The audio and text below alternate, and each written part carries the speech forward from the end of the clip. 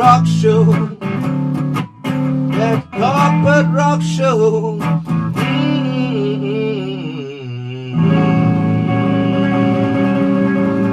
Oh yeah.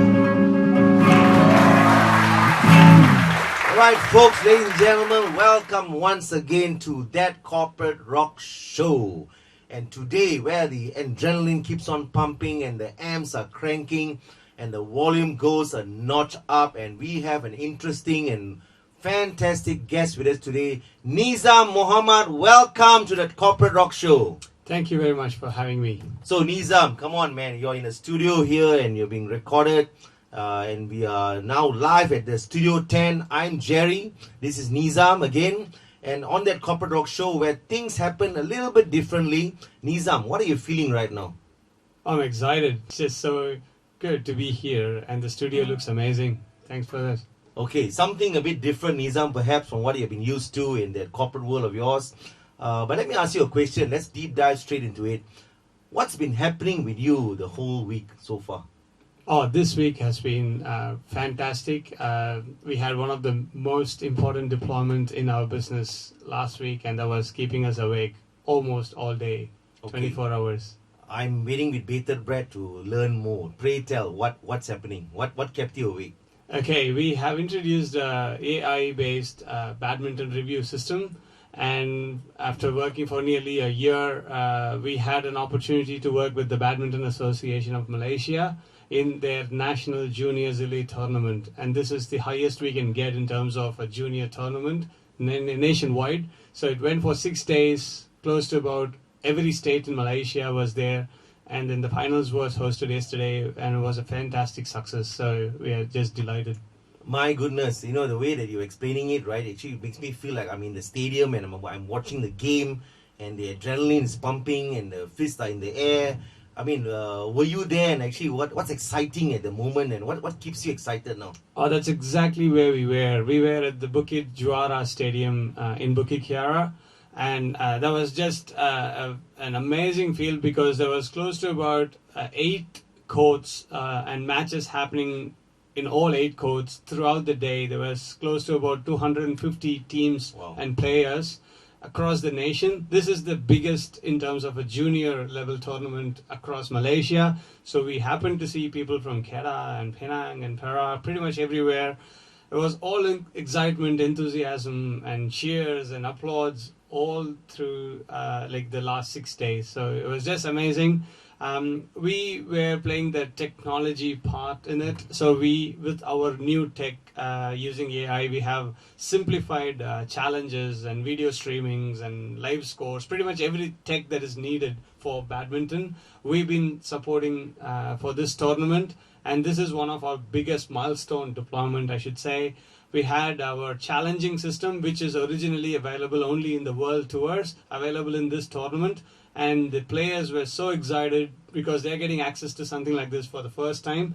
And till the last ball of the last game, the tech was playing a very critical role in deciding the game's outcomes, and we were really excited about it. Okay, Nizam, can you elaborate a little bit about the tech, and actually why is it so important for this tech to be done, and what's it called? Okay, so ours is called Reveal Lens. And our company is called Reveal Tek. What it solves is not something new. When there is a line call, a millimeter could change a game's victory or defeat. And in world tournaments and world majors, there is already a system which does these challenges. But that system is kind of available only at those top elite tournaments. What we and our team thought was, why won't we enable this to the larger audience? Because with all the tech advancements and AI in place, we can just make a system that doesn't require all the complex infrastructure and the prohibitive cost that is involved today to enable such a tech. And that passion and that kind of idea is what the Reveal Lens was kind of carrying. And we saw that materializing in the last 6 days, because what we did was, in a very normal tournament, I would say, in terms of not a world major, it's a national level tournament where such a tech would never have existed before, we were able to make an impact. and we are exposing all the young players and even the umpires and tournament officials to a tech that they will come across once they reach to the top heights. But we are giving them exposure at a very early stage. They're getting comfortable with it. They're using it, in a very timely manner and getting the best out of it. All these are something that we envisaged when we started this. We worked for nearly 2 years to perfect this tech and go to Badminton World Federation to get it approved, because I wanted to do something and do it right. I don't want to have a half-baked system that badminton associations would not be willing to take. So we spent nearly 2 years just to work with BWF to get it approved for their precision and accuracy, and then it was taken by BAM, thanks to all the senior officials there. And this deployment is not just new in Malaysia. This is the first of its kind across the world in any nationals tournament. And this is turning heads, because even continental confederations are looking at this and saying, hey, we need that tech, because that tech could solve a lot of problems that were not solvable in the past. So we are all excited. We have finally done a milestone deployment, which I'm very positive that it will set us up for a great momentum going forward. Fantastic. It sounds fabulous. I got to ask one teething question here, as you have been speaking, right? Why badminton of all the sports? Okay, there's always a start, but badminton, like our team has been so passionate about badminton, and they started this. They are my team is a tech team, and they play badminton. And when they play badminton, they notice that there's always quarrels and arguments and fights when there's a key point and there's no way to kind of review it. And they felt, why don't we solve it? We know that there is tech that can simplify this much easier than what it is today. So it started from passion. They are players originally, and then they said, okay, let's solve this problem, and that's how we started badminton. I know there has been so many avenues that we can venture into, like squash and pickleballs and whatnot. And there is a lot of interest already. Stakeholders from these sports are already approaching us. We would like to do. We are always open for consideration. But every sport has its nuances. So we are getting into the details, to the trenches, because a small decision could change a champion and the loser. So we are focusing on the nitty-gritties and nuances of one sport, perfecting it, and then we'll be venturing into other sports. Right. Fantastic. So it's not just one sport. There's the world's your oyster. There's a lot of opportunities out there, right? And I'm sure that it's what he mentioned. It didn't take overnight to actually come to the stage that you're in, right? I bet there were also some challenges as well. Oh, plenty of them. See, we are, so to speak, a startup. Okay, so to get a technology perfected as a software is one thing, but this is a system. There's hardware, there's devices, there's sensors, there's actual deployment challenges. So there's so many of those implementation and tech challenges. But more than that, to come to this point, we have to cross a lot of hoops and hurdles, because the first deployment is the hardest. So we were very fortunate. Badminton Association in Malaysia, specifically Selangor, had the trust in us, and then they gave us an opportunity to deploy. But even in that deployment, we had numerous challenges, because we are a small company, and such a tech is new in any way to all these venues and organizers. We needed some infrastructure support. We needed internet. We needed some displays. All those were not there. So we have to build it from scratch, get our things lined up, and then deliver it. So the first delivery was lots of learning. But then since December, when we did our first deployment, and since yesterday, when we finished our last major deployment, I would say we have gone from a complexity of 10 out of 10 to 3 out of 10. That's how much we have simplified the system. We have streamlined processes, but the challenges in the due course was just countless. So even the last 6 days, to the external world, it just looks like there is tech there and it's working. But behind the scenes, almost 7 of us in our team didn't really have more than 2 to 3 hours of sleep behind the scene, because we were not just helping with the officiating in the 16 hours of matches. It's almost from morning 6 to night 11, the tournament was up. It was not just that time, but once a day is over, we need to work behind the scenes to get it ready for the next day. It was just massive efforts. There were new challenges that we were facing. It's just countless, but that's the life of every startup and entrepreneur. So I'm not saying I'm the only one going through it, but to an external world, all we want is a seamless delivery, and that's our success, and we have done that. Correct. And hearing you talking about startups and the challenges as well, right? I'm sure there's a lot of resources behind it, not just time, effort, but money as well, right? And you're also known as a serial entrepreneur, and you've got yourself involved in over the years in many, not just startups, but also other businesses and all that. Can you sort of like maybe share a little bit about your stories about how those experiences in the past has led to today in Reveal Tek, and what are things that and the lessons learned so far along the way? Okay, that's a great question. If you notice, I was mentioning my team specifically because I was not part of that team which came up with this idea. Like you rightly said, this is a venture that I got myself into. I've been into IT and entrepreneurship for the last 24 years, 23 years. And I have always been into enterprise IT software. So 2 of my ventures have been acquired, and this is the 5th venture that I am involving myself into.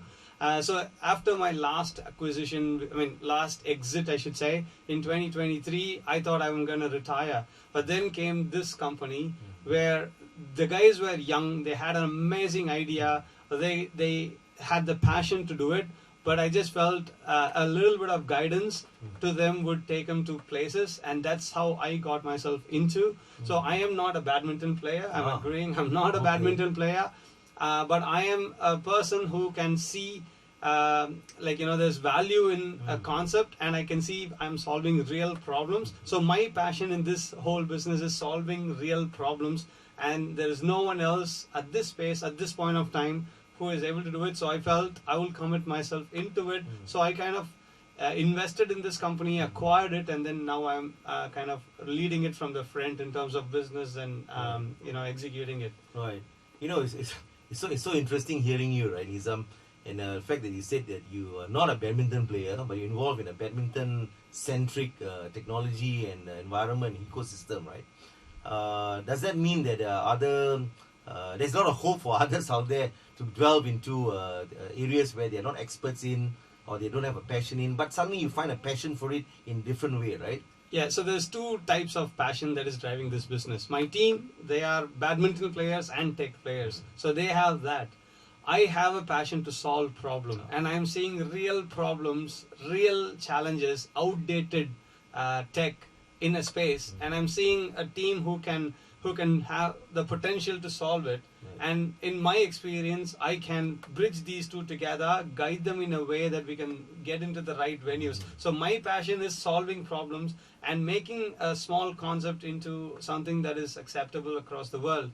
And I think this is common in every business that we do. So my first venture when I started was an enterprise software.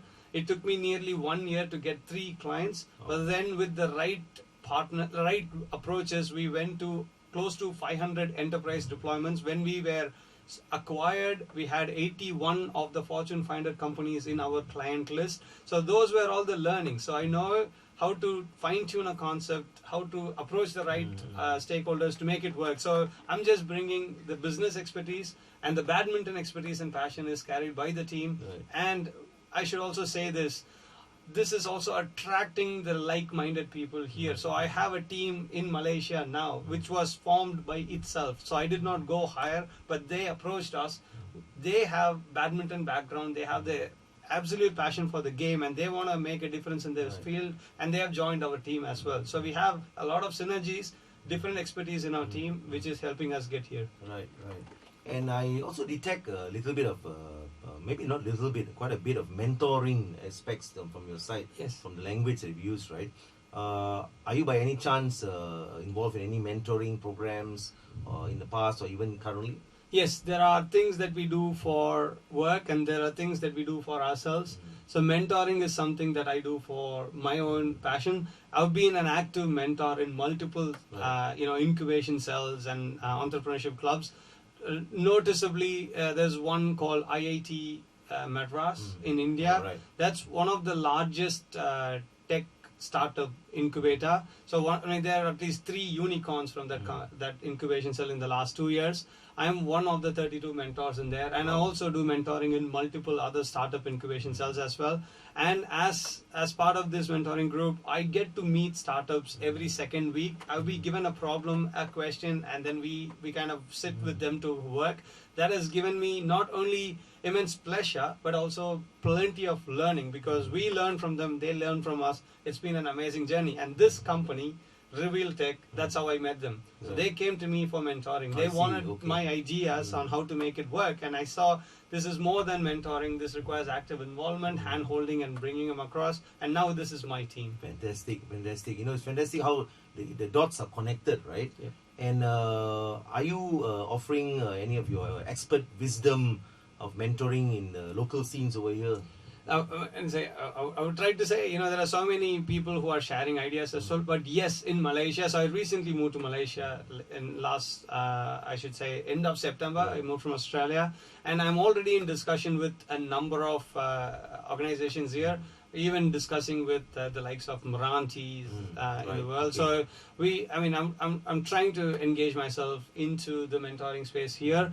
I'm glad I've been invited in a couple of universities to share my thoughts. So recently, last week, I had a session at UKM University, and they invited people from Perlis as well. So there was close to about 100 plus students who were just listening to a small talk by us, in terms of AI and how AI could change the way they look at the world. So I'm glad I'm getting myself into it, but not as strong as I would be, what I am in Australia or India, but I will get there soon. Okay, all right. We'll take a short pause here as we come back to hear the anecdotes and nuggets of wisdom and sharing from Nizam Mohamed of Reveal Tek. And this is, of course, That Corporate Rock Show, just having an intermission. Here we go. That Corporate Rock Show. We'll be right back.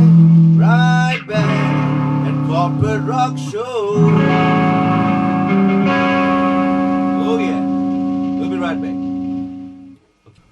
Okay, guys and girls, ladies and gentlemen, we are back on That Corporate Rock Show with our guest for today, Nizam Mohamed of Reveal Tek. Thank you so much, Nizam. And it was fantastic, hearing you sharing your journey and aspirations and what has been happening with Reveal Tek and the badminton-led technology, And on that point, perhaps I would just like to ask a question, Nizam, if I may. There's a lot of sports out there, and but is there a lot of technology in those sports? And what can actually tech lead to, or how can it help sports in this day and age? That's a great question. I'm gonna go a little detailed on this because things are changing under our feet, I should say. AI being the most disruptive thing that has happened in whatever centuries. As a IT person, I can say the kind of things that took 15 years is happening in 6 months with AI. It's just so rapid. And one space where AI is making actual difference is sports. So everyone is watching the FIFA now, and you can go back to yourself and see how much it has changed in terms of live broadcast and replays, the way the sports is broadcasted, the way the analytics is derived. You can see things have changed significantly, even compared to the last World Cup that we have witnessed. And that's all attributed to the tech, especially AI. AI is simplifying things like never before. So, for example, if I want to understand a player's dynamics, there used to be a lot of complex things that one has to go through to understand a player's dynamics. Now, AI has this body detection that does it without any additional hardware, just with a camera. So that kind of intelligence in AI is giving us unimaginable opportunities. And the things that is required to do certain things has been simplified like never before. For example, there was a cricket World Cup tournament that was live streamed just with a Google Pixel phone. Wow. There used to be hundreds of thousands of worth of cameras sitting there with the person operating 24 hours. is now done with a robo and a Google Pixel 10. Would you imagine? So that's the kind of simplification and reducing complexity that tech is enabling in this sport. And it not just captures it, it analyzes it, it gives us insights, it can compare it to a standard way of doing it. It helps coaches, it helps players. There's just so many things that's changing in sports tech today. And being into badminton as a tech person, so I'm again saying I'm not a badminton player, but I'm a tech person. I'm seeing there is so many things where a tech could play a very important role. For example, we are in discussion with European Badminton Association, and they are trying to do a record attempt to have a world tournament, like a tournament within 24 hours. And they are using our tech in the upcoming September 1. However, what they also added is, if we could give them in analytics of how many hours did the players really play, how many overhead shots, how many, what was the speed, what was the distance. They wanted this analytics. And guess what? If I could just lean on AI, I'm able to deliver this system in less than 6 weeks' time. I can build a complete analytics model, which we have done. We are going to use it in that system. Just because AI is in place, we are able to do it in no time. So the innovation and the speed at which innovations are happening is going to change game as we know to a completely new dimension. And we are seeing plenty of opportunities. So if there are people out there who are into sports, who are also studying or who are also working in IT, think of it in a completely different way. Think of a problem that you're seeing in front of you. If a person is sitting and scoring using pen and paper, think why not? You can spend a couple of weeks to build an application that can replace the paper. So there's just, if I were 20 years younger, I'll be doing much more than now. Okay, so yeah. There's the youth out there. There are, young adults. There's startups. There are enterprises out there, and there's a lot of conversations about AI. Even I've been hearing, right? I'm having conversations as well. I'm sure you have had this as well. A lot of conversations, a lot of chatter in the market about AI, about doing this and that, and so on and so forth. But it also seems to me that you've actually dived very much deeper into the end of the pool, where the applicability of AI is being used in a very practical sense. Solving a real life scenario or a challenge, right? What else do you see happening out there in AI that's actually going to help solve real life problems and challenges that even the young people at heart, right, who are looking into AI, that they can start looking into these kind of things? Absolutely. So that's again a great question. So what I want to probably share here is, AI is there and it's going to be the future. There is no questions about it. So there's no point in questioning whether this is going to be there. However, there are two kinds of using AI, following AI or leading ahead of it. If I am using ChatGPT to do something amazing, there's nothing to be proud of because everyone can do it. That's nothing to be proud of. However, if you change your perception and see how can I use this to do something else, how can I solve a problem, there's just a whole gamut of things that opens in front of you. Just two interesting things. The average age of a billionaire entrepreneur is becoming 25 now. 25 for a billionaire entrepreneur. Okay, so just give you two examples. There's a guy in Singapore who just felt, why don't I use AI to build some automation and simplify tasks? And his company, Manus, was acquired by Facebook for $2 billion. Wow. And then even more, a couple of MIT grads thought, why don't we simplify code development using something? And then they built an application called Cursor to simplify their own development process, and they made it available. This was acquired by SpaceX for $60 billion. Wow. It's a 3-year-old company. The oldest person in the team is 25-year-old, and his company was acquired for $60 billion. I think the largest company in Malaysia's market cap is 45 billion. So you can see things are changing under our hood, and we, as in the previous generation, we did not have such an opportunity. So the youngsters out there, if they look at a problem, think of how to use AI to solve the problem, it's going to be immensely easy for them to convert it into a solution and get into the market, rather than using AI to do your projects or assignments or to do a Word document, which every Tom, Dick and Harry can do. We have to go really ahead of it, solve problems. There's plenty of opportunities, plenty of capital, and plenty of guidance and mentorship. There's so many things lined up for the current generation to build. Yeah, so it's just beyond ChatGPT, right? It goes beyond that.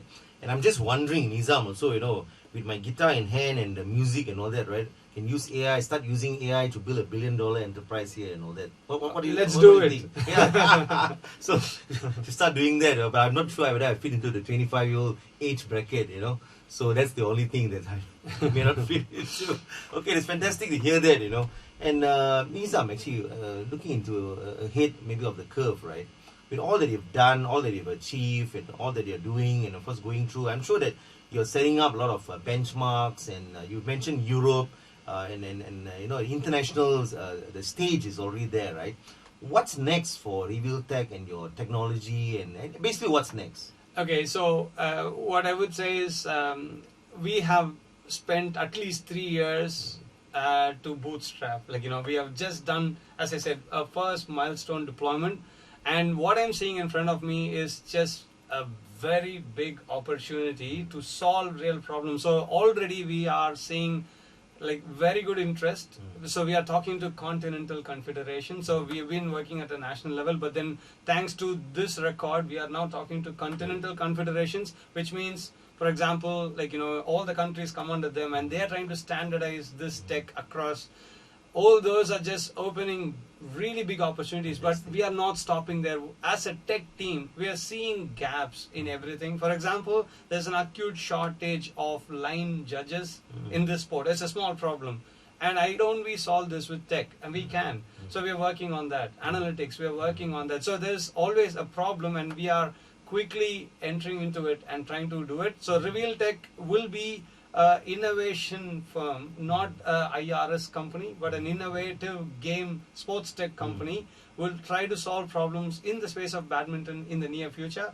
I want to establish this very strongly in the next year across continental confederations. But then there's also some very positive interest from other sports like squash and pickleball, so we may venture into those as well. Fantastic. So it goes beyond badminton, right? Yes. Yeah, so there's a lot of opportunities out there.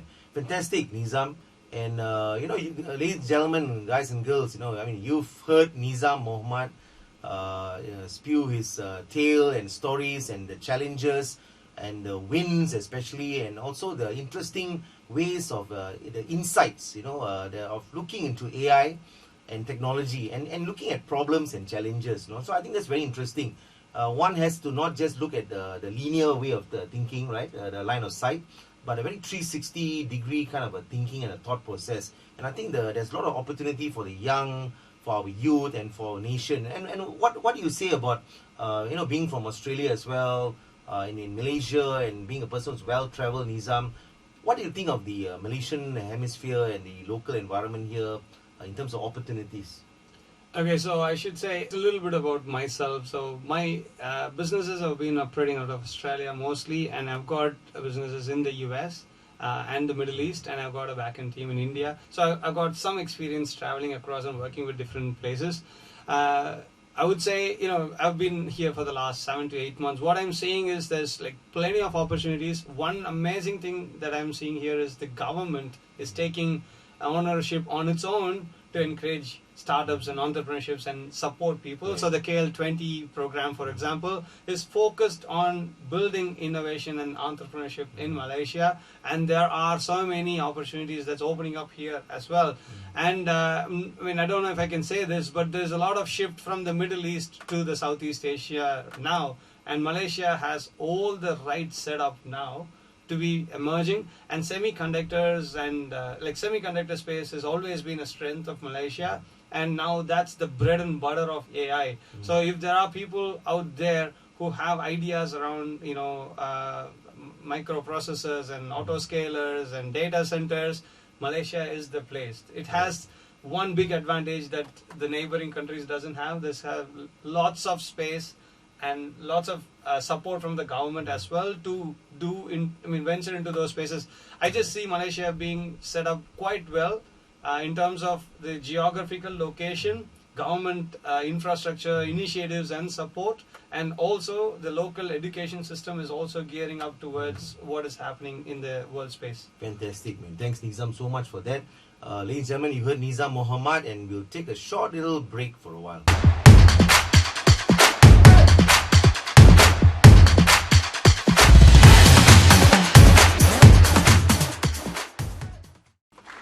Alright, guys and girls, we are back at That Corporate Rock Show with Nizam Mohamed of Reveal Tek.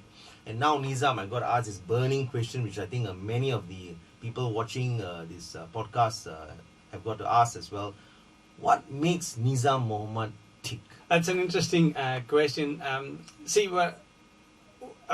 enjoying what I'm doing, but it has not been a smooth journey from day one. So I come from a very humble middle class kind of a background, and all I had as a fortune was I was given an opportunity to go to Australia and study. From there, all that I was doing was to work at some point to start a business. So it has always been in my mind, but I did not have anything towards it. So it took me a long journey, and in 2013 I kind of bite the bullet and quit my corporate job. So I was working in a very large company in a very good position, but I said I'll quit, and started in 2013. And the journey ever since 2013 has also never been very smooth. We have got loads of ups and downs, but today I'm here on a hindsight. I've just said everything that I went through has been worth it, has been a learning, has been been supported by a lot of people, my family entirely to be here. So precisely, it's been a very interesting journey, and today I'm enjoying what I'm doing. But on a personal basis, apart from the business, which takes most of my day, I also love my training. So I train for marathons and triathlons. Wow. Okay. And I'm training for the upcoming Sydney World Marathon. So that is the most exciting thing for me in a day. So if I can do my 2 hours or 90 minutes a day, that whole day will be very positive. And if I don't, it will have an impact on me. So I kind of enjoy that as well. But at a point of time now, apart from the sports and the business that I'm working on, the most kind of enhancing experience that I have is to talk to young guys and young entrepreneurs and see how we can play a small role in getting them to the next stage. And so, as I said, the mentoring is another thing that I do. This is my personal side. My family has been very supportive always, and I love hanging out with friends. I love driving. So these are all my personal. Okay, right. Yeah. Very interesting, very manly passions as well. Yeah. But just a quick one, right? You were saying that you do your 90 minutes, right? Yeah. What exactly do you do in that 90 minutes? So it's mostly a run or a ride, sometimes swim, but mostly runs because now I'm on a marathon training. So 90 minutes is like a 16K or something, and a weekend is like a 20 or 25K. So Okay. that's just a usual training. But I'm sure most of the people out there who are training for runs do it. But that's just like my meditation. I love it, and I just do it. Nice. Yeah. 90 minutes, okay. I think I will probably do 90 seconds of it. We'll try that and see. I cannot play Interesting. music like Yeah, you. no. I cannot play. Well, now that's another debate, right? I think everyone can play music, right? And we'll put it to test probably one of these days, Nizam, thanks a lot very much for that, and we'll be back shortly, and we will actually do a little interesting few questions with Nizam to see a little bit, not just what makes him tick, but a little bit more insights into his personality as well. So stay tuned. Okay, and we are back. Now, Nizam, let's have a little rapid fire round. And as with every podcast, these are some of the questions. We'll tweak it a little bit. So I ask the questions, you answer as fast as you can, right? You ready? Oh, that's scary. Yes, but okay, here let's we try. go. Okay, Nizam, coffee or tea? Coffee any day. All right. Morning person or night owl? A morning person. Okay. Favorite app? Strava. Oh wow. Okay, I think you said it also earlier. Leadership in one word. It's all about compassion. Okay, more than one word, but it's okay. But compassion is one word. You're right. Success in one word. Feeling content. Okay. Best advice you've ever received. Whatever happened, you can't change. Just move forward. Okay, and last but not least here, right? If you were not in tech, what would you be doing, Nizam? Very tough question. Yeah. I don't know, but I mean, I wanted to do business. So tech is an enabler, but I would have wanted to do something right from a very young age. I've been doing something or the other wherever I see a gap. So I would have been in some form of business. Not sure. Okay, all right, fantastic. No, there's an honest question, honest answer rather, and it's I think straight from your heart, Nizam, and I think that sincerity says a lot, you know. So again, ladies and gentlemen, Nizam Mohamed, and I think before we leave and we exit or outro the show, I would like to ask Nizam this question, you know, and maybe he can actually impart a little bit to the audience. What kind of advice and would you want to give to those out there, especially those who are starting out in businesses, whether it's startups in tech or non-tech? What is your piece of wisdom to them in terms of advice to them to look out for? I'm not sure if I'm in a position to advise, but one thing I can say is every overnight success in business is at least 10 years in the making. This is the rule, at least maybe mostly. There is not a smooth journey for most people, at least. So if you are onto something and if you are facing hurdles, just move forward. There is always a way forward. There is no reason why you have to sulk and stop. Whatever happened in the past you can't change, but just take this is the status quo today. How do I move forward? And there's always a way to move forward. Talk to people, get advices. I do that even today. If I am in a position where I'm unable to decide, I reach out to people who can understand my problem and give me a completely different perspective. This has helped me till last week as well, where there were situations I was not sure what to do. So experience, number of years into the field doesn't matter. If you have a challenge, find people whom we can relate to and talk to. And never stop. So I mean, now is positive. So there could have been there was just a small whisker between success and failure for me. In 2017, I was almost bankrupt. So we had legal issues. We were almost asked to cease and desist. Bankruptcy was at the brink, and then thankfully we changed from there. So there's no point in time where you have to say it's done until it's done. That's it. Okay, fantastic, man. I mean, that's more than a nugget of wisdom, I think. You know, it's fantastic advice. And perhaps one more, last one. What legacy would you like to leave behind? So, to me, I mean, I'm not sure if I'm big enough to say legacy, but one thing I cherish today is my team. So I've got close to about 140 people in my team. And these people are not just team members. Like, I mean, we are not into this corporate thing. People who have joined me 13 years back, 14 years back are still with me.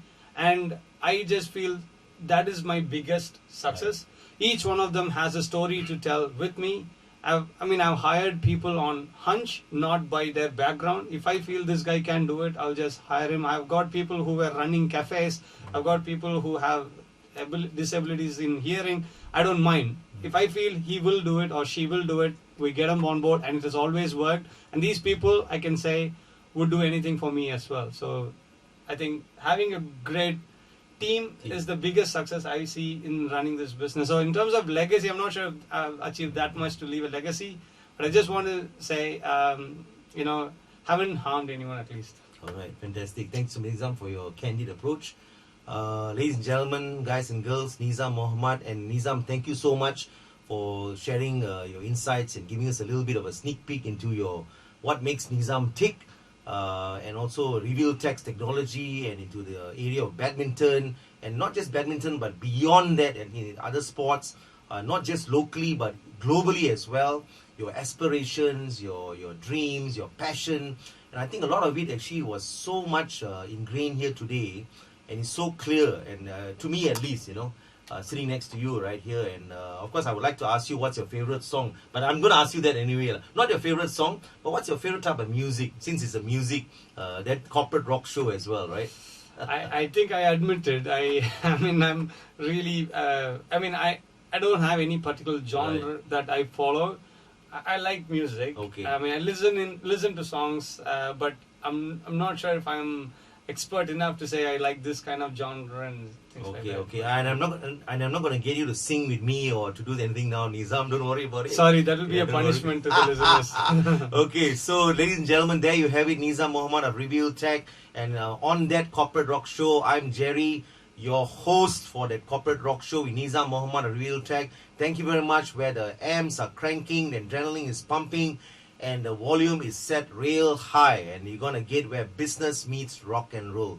Thank you once again, and this is the Corporate Rock Show signing out. Thank you so much, Nizam. That Corporate Rock Show, that Corporate Rock Show is signing out.